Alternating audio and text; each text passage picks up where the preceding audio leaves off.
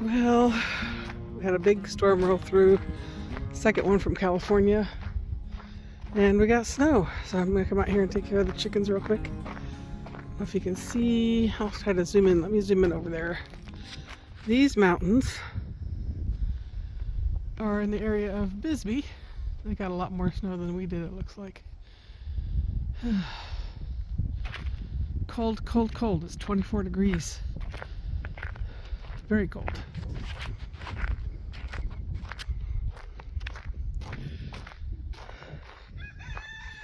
Uh-oh.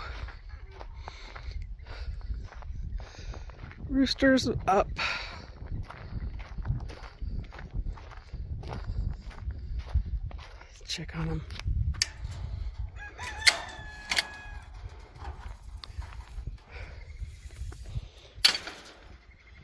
Hi, sweetie.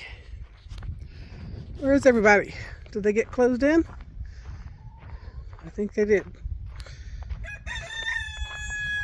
What's the matter, Rooster? Come on, guys. I got treats. It's cold. You don't want the snow. Nobody likes the snow. Okay. Well, we're really happy how this turned out. You can see that it's drying quite nicely, or curing quite nicely. We still want to let it go a little bit longer, probably another day or so, because our temperatures are still pretty cold. We had that cold snap that came to us from California. We got probably an inch of snow, melted pretty quickly. Showed you a little bit of that at the beginning of this video.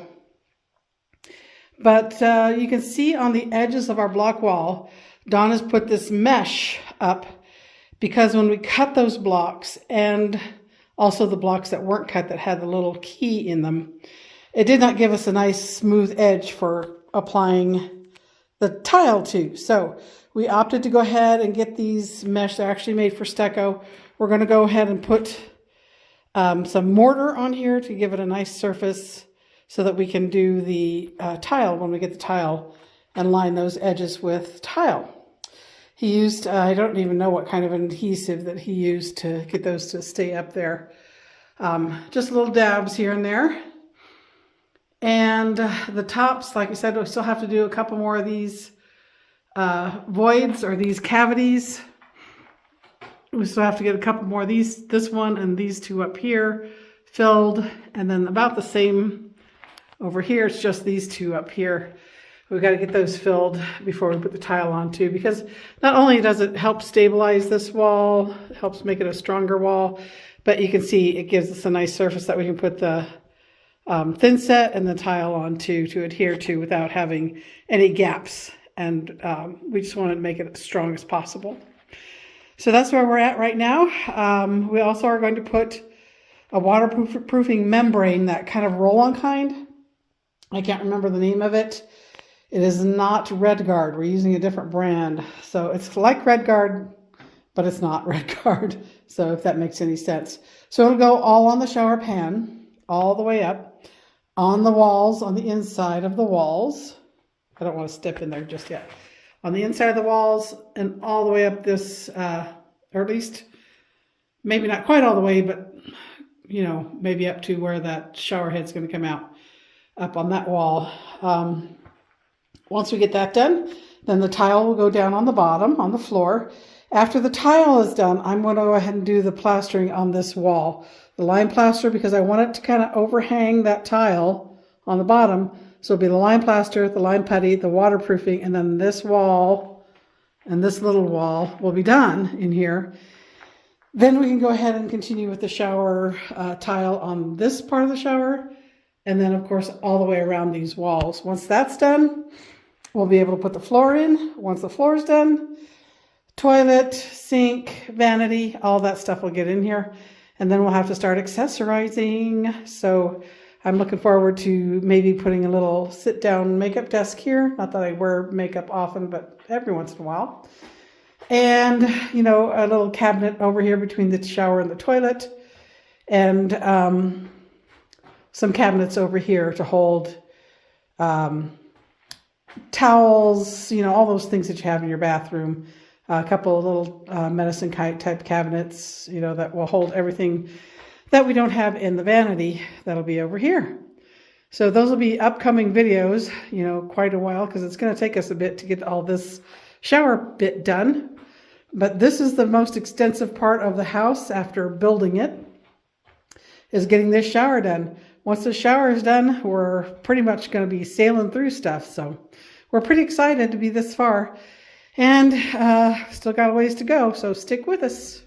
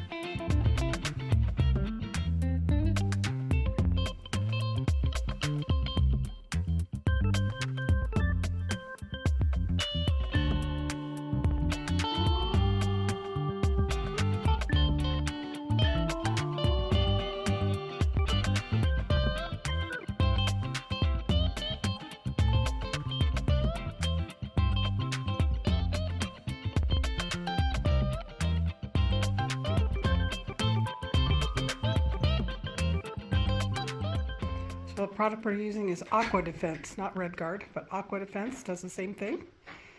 Just a different color. We're not sponsored by anybody.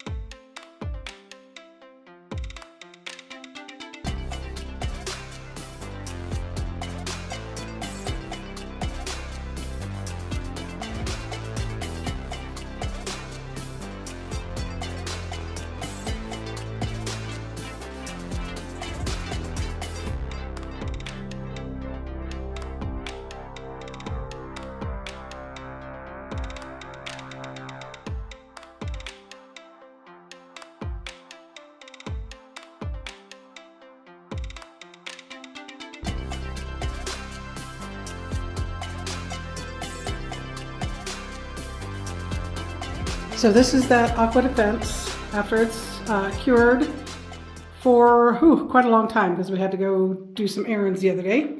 Anyway, we do need to put another coat on. You can see there's some light areas, so we're going to slather this up some more.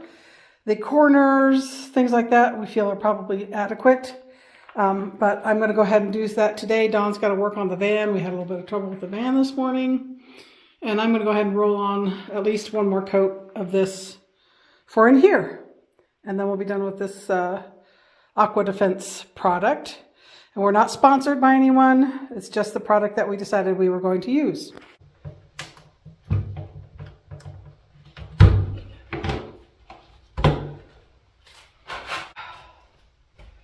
Here we go.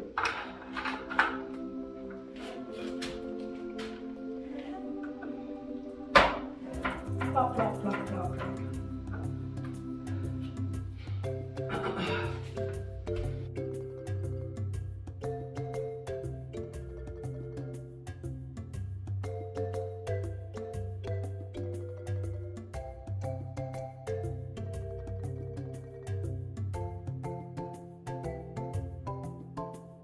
All right, so here is the second thicker coat. But I'm still seeing some spots. I think I'm going to do a third. You can see these little, I don't know if you can see them, hopefully you can, patches that look a little thin. So I'm thinking after this has about an hour to dry, I'll come back and do one more coat on all of this again, and that'll probably be it.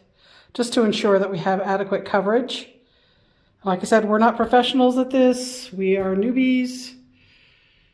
Just showing you what we're doing.